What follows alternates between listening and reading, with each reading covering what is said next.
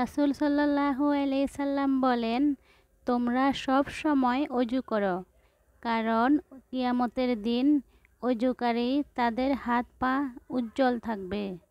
সুবহানাল্লাহ। আসসালামু আলাইকুম।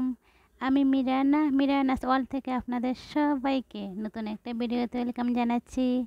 আশা করছি যে যেখানে আছেন আল্লাহর রহমতে ভালো আছেন। আপনাদের সঙ্গে শেয়ার করতে যাচ্ছি সকাল ৬টা থেকে সন্ধ্যা ৬টা পর্যন্ত আমার সারাদিনের রুটিন, কীভাবে একা হাতে হেল্পিং হ্যান্ড ছাড়াই আমি সবগুলো কাজ গুছিয়ে রাখি। সকালে উঠেই নামাজ পড়ে এই যে চলে আসি সোজা বারান্দায় এসে আমার গাছগুলো একটু দেখি।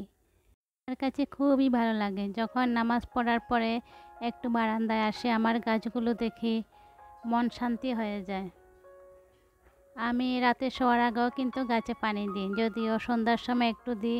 আর এখন অনেক গরম পড়তেছে, 3 বেলা পানি দিই, সকালে একবার, সন্ধ্যায় একবার, আবার এই যে রাতে শোয়ার আগে ঠিক 12টায়। মনে হয় গাছগুলো আমার দিকে তাকিয়ে থাকে কখন পানি দিব, তখন পানি দিলে আমার কাছে শান্তি লাগে, তারপর আমি ঘুমাতে যাই। তবে এখন তো আর এই যে 12টায় ঘুমাতে পারি না, রাতের বেলায় আপনাদের ভিডিও বেশিরভাগ আমি দেখে থাকি। দিনের বেলা সময় কম থাকে, কিছু ভিডিও দিনের বেলা দেখি, আবার কিছু ভিডিও আমি রাতের বেলা দেখি, রাত 12টার পরে। এখানে আমি দেখেন এই যে পুঁই শাকের কয়েকটা ডাঁটা এখানে লাগিয়ে দিয়েছিলাম। মাশাআল্লাহ, এখানেও কিন্তু অনেক সুন্দর পুঁই শাক হয়ে যাচ্ছে, দেখেই কিন্তু শান্তি লাগে। যদি নিজে হাতে লাগানো একটা গাছের পাতাও যদি এই যে চিড়ে খাওয়া যায়, শান্তি লাগে। এটা যারা গাছ পছন্দ করেন তারা নিশ্চয়ই জানেন।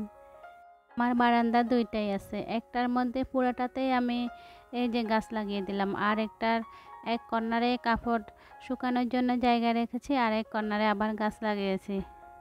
আমার হাজব্যান্ড কিন্তু এই যে মাঝে মাঝে একটু রাগ করে, রাগ বলতে দেখায় না, আমি কিন্তু বুঝি। কারণ দেখা গেল যে যখন কাপড় শুকাতে দেওয়া যায় ভালো করে কাপড় শুকানো যায় না, অনেকগুলো কাপড় দেওয়া যায় না আমার গাছের জন্য। যেহেতু আমি 2টা বারান্দার মধ্যে প্রায় 1.5টা বারান্দায় দখল করে রেখেছি গাছ দিয়ে। আবার যখন পুঁই শাক হয়, যখন পুঁই শাক নিয়ে নিই ওখান থেকে রান্না করি, খাওয়ার সময় বলি, দেখছো এই যে বারান্দায় যে পুঁই শাক লাগিয়েছি, পুঁই শাক হয়েছে, এখন খাচ্ছ, খেতে পারতেছো, একবারে ফ্রেশ অর্গ্যানিক। এই জন্য তো আমি গাছ লাগাই। হাসে, বুঝে যে আমি ওকে একটু পাম দিচ্ছি তাই। আর আমি এই যে তুলসী গাছ লাগিয়েছি, তুলসী পাতা নিয়েও কিন্তু মাঝে মাঝে রং চা করে খায়, এটা ওর কাছে অনেক ভালো লাগে। তখনও আমি ওই পয়েন্টটা বলি, এই যে আমি তুলসী গাছ লাগানোর জন্যই তো তুমি খেতে পারতেছো। তখন বারান্দার বাগান দেখে এসে তারপর তাড়াহুড়ো করে মেয়েদের জন্য টিফিন তৈরি করি। আজকে আমার মেয়েদের জন্য খিচুড়ি করেছি, যেহেতু সকালে নাস্তাই করে যায় না, আজকে চিন্তা করলাম একটু খিচুড়ি করে দিই। খিচুড়ি করে নিশ্চয় আপনারা দেখেছেন, দিয়ে দিলাম 2টা বোতলে পানি, খিচুড়ি এগুলো দিয়ে দিয়েছি, রেডি করে রেখেছি আর কি। তারপরে যখন ওরা উঠেছে ঘুম থেকে, ওদেরকে রেডি করে ব্যাগ গুছিয়ে তারপরে দিলাম, উনি নিয়ে গিয়েছে। আর এর ফাঁকে আমি এই যে সবগুলা বিছানাপত্র ঘরটা গুছিয়ে নিচ্ছি। ঘর গুছাতে কিন্তু আমার ভালোই লাগে। সকালবেলা যদি ঘুম থেকে ওঠার পরে এই যে নামাজ পড়ি, বারান্দার বাগান দেখি, মেয়েদেরকে টিফিন করে দিয়ে দিই, এটা আমার প্রত্যেক দিন রুটিন। শুক্রবার ছাড়া আর কি, শুক্র শনিবার যখন বন্ধ থাকে ওই দিনগুলো ছাড়াই, না হলে এই যে এটা রুটিন। নামাজ পড়ার পরে বারান্দার বাগানে যাই, গাছ দেখি, আবার এসে মেয়েদের টিফিন তৈরি করি, তারপরে মেয়েদেরকে ডেকে উঠিয়ে ওদেরকে রেডি করে স্কুলে দিই। এখন আমি এই যে আমার রুমটা গুছিয়ে নিচ্ছি, আমি পুরো বাসাটাই গুছিয়ে নিব আস্তে আস্তে, কারণ বাসা গোছানোর পরে তারপরে নাস্তা তৈরি করতে যাব। না হলে তো আমি সব ভিডিওতে বলি, আসলে আমার কাজ করতে ইচ্ছে করে না ঘর গোছানো না থাকলে। আমার কাছে মনে হয় সব কাজ পড়ে আছে, যখন এই ঘরটা গোছানো থাকবে তখন আমি আরামসে বসে নাস্তা বানিয়ে নিই, তারপরে বসে বসে খেয়ে থাকি। আমি আবার এখন একটু খাবো, পরে একটু খাবো পারি না, আমি একসাথে বসে সকাল নাস্তাটা আরাম করে খেতে অনেক পছন্দ করি। ভিডিওতে বলেছিলাম আমার ছোটো বোনের হাজব্যান্ডের জন্য আমি দেখেছেন আপনারা অনেক কিছুর আয়োজন করেছিলাম একা হাতে, অনেক নাস্তা বানিয়েছিলাম। তবে আমি যেতে পারিনি আসলে। কেন যেতে পারিনি এখন সেটা বলি। আমি যাব তখনই যাচ্ছি, মানে রেডি হচ্ছি, এর সময় আমার হঠাৎ করে মানে কি বলবো, এত বুকে ব্যথা হচ্ছে, বুকের বাম পাশে প্রচণ্ড ব্যথা হচ্ছিল। মনে হচ্ছিল নিঃশ্বাস টেনে আনতে পারতেছি না। মানে ভেবেছিলাম আমি কালেমা পড়তেছিলাম, ভেবেছিলাম আর বুঝি নাই, শেষ, এখনই চলে যাব এই মুহূর্তে, মানে সেইটাই মনে হচ্ছিল। তো আর শুয়েছিলাম, মানে তখন এত খারাপ লাগছিল, মানে আমি কথা বলতে পারছিলাম না, এই অবস্থা। তারপরে আমি 1 ঘন্টা পরে কিছুটা যখন স্বস্তি পাচ্ছি, তারপরে ওনাকে পাঠিয়ে দিয়েছি। ওনাকে বলেছি তুমি যাও, আর আমি আর আসলে যেহেতু অনেক দূরে, এখান থেকে আরও 2 ঘন্টা লাগবে। তো এখন উনি গিয়েছেন, গিয়ে এই যে আমি যা তৈরি করেছি ওগুলো দিয়ে এসেছেন। সবাই তো আমাকে নিয়ে চিন্তায় পড়ে গিয়েছিল আমার কি হয়েছে। তবে আমি ইসিজি করিয়েছি, ইসিজি রিপোর্টে কিন্তু তেমন কিছু আসেনি। এখন উনি বলেছে তোমার মানে পুরো হোল বডি একবারে এটা চেক করতে হবে। টেস্টটা করার পরে মানে বোঝা যাবে যে কি হয়েছে, এটা দরকার। এখন শুধু বলতে চলো চলো ডাক্তারের কাছে, চলো আবার পুরাটা তোমার বডিটা পুরা চেকিং করে দেখি কি হয়েছে, কোথায় কি হয়েছে, কেন আরও কয়েকবার এরকম মানে হয়েছিল, তাই দেখি কখন যাই। আমার একটু ভয়ও লাগে, মানে ডক্টরের কাছে গেলে আবার অনেকগুলো টেস্ট করতে হয়, আবার টেস্টের রিপোর্টে কি আসে তাই নিয়ে একটু টেনশনে আছি। যাই হোক, সবাই আমার জন্য দোয়া করবেন। আমার অনেক প্রিয় আপুরা কয়েকজনে কিন্তু আবার একটু ভেবেছিলেন আমার সুখবর আছে, না গো আপু, সুখবর নেই। সুখবরে মনে হয় বয়স আর নেই। তারপরে যদি আল্লাহ দিয়ে থাকে তাহলে তো ইনশাল্লাহ আপনাদের মাঝে শেয়ার করব। অসুস্থ ছিলাম, তাই আসলে আমি 3-4 দিন মাঝখানে ভিডিও দিতে পারিনি। আপনাদের সবার কাছে দোয়া চেয়ে নিচ্ছি। আসলে কখন যে কি হয়ে যাবে কেউই জানে না, হঠাৎ হয়তো বা মৃত্যু হয়ে যেতে পারে। আমি আপনাদের কাছে ক্ষমা চেয়ে নিচ্ছি, হয়তো কোনো ভুল করেছি, হয়তো কোনো অপরাধ করেছি, আসলে ভুল হতেই পারে। সবাই আমাকে প্লিজ ক্ষমা করে দিবেন, কখন যে কি হয়ে যায় কেউই তা জানে না।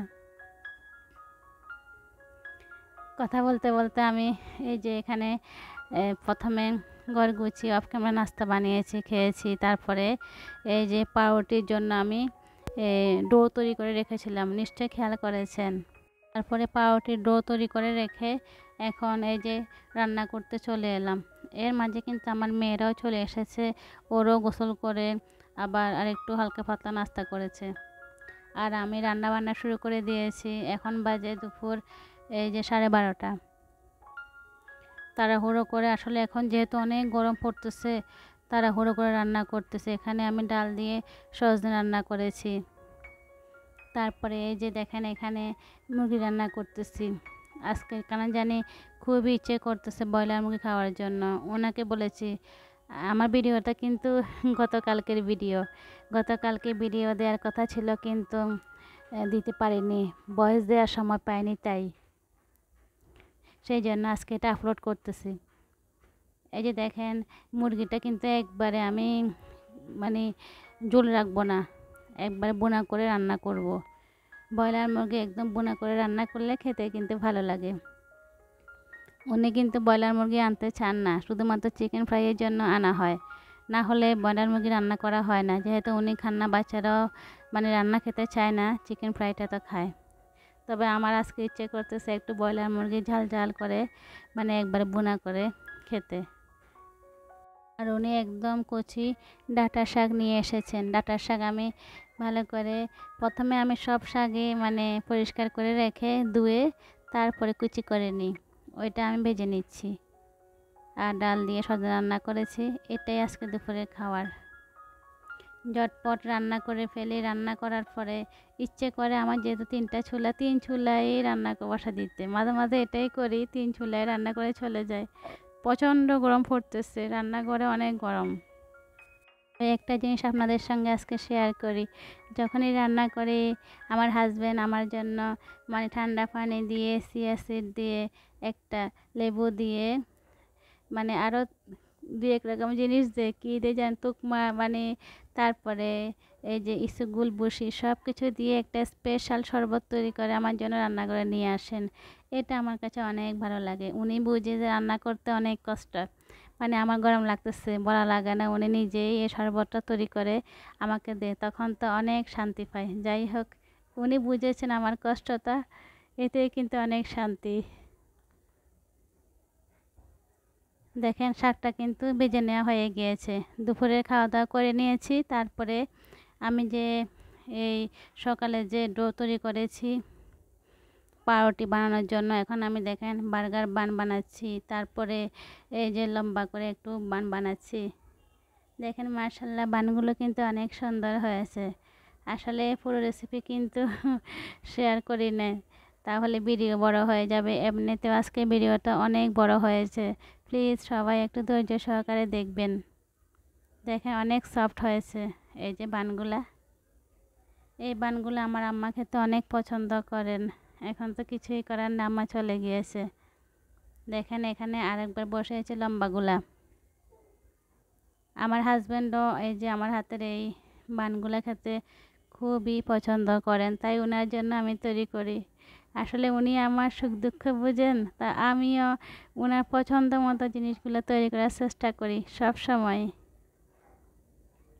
এই দেখেন এটা কিন্তু অনেক সুন্দর হয়েছে, ভালো একটা কালার এসেছে। আমার মনটা আজকে আবার একটু খারাপ, কারণ হচ্ছে আমার মেয়েটার একটু শরীর খারাপ লাগতেছে। বড়টার বলতেছে আম্মু শরীর খারাপ লাগতেছে, অনেক গরম, গরমের মধ্যে স্কুলে যাচ্ছে। আবার এই যে বলছে আম্মু দেখান তো আমার জ্বর আসছে কিনা, স্কুলে নাকি ও জ্বর আসছিল। টেনশন লাগতেছে, যেহেতু এখন চারদিকে ডেঙ্গু আছে, তাই টেনশনে আছে। সবাই প্লিজ আমার মেয়ের জন্য একটু দোয়া করবেন। তারপর সবাই মিলে বিকেলে নাস্তা করেছি এই যে গরম গরম বান দিয়ে চা দিয়ে বাস খেয়ে ফেলেছি।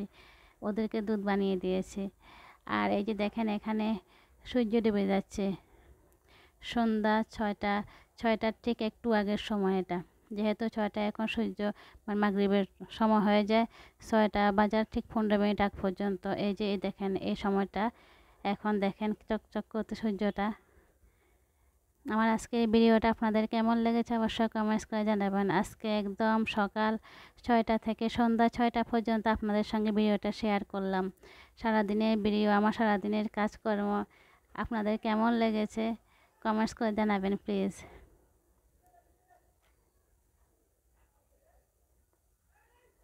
সূর্য ডুবে যাচ্ছে, আবার রাত হয়ে যাচ্ছে, সকাল হবে, আবার সূর্য উদয় হবে, নতুন দিনের সূচনা হবে। আল্লাহ হাফেজ।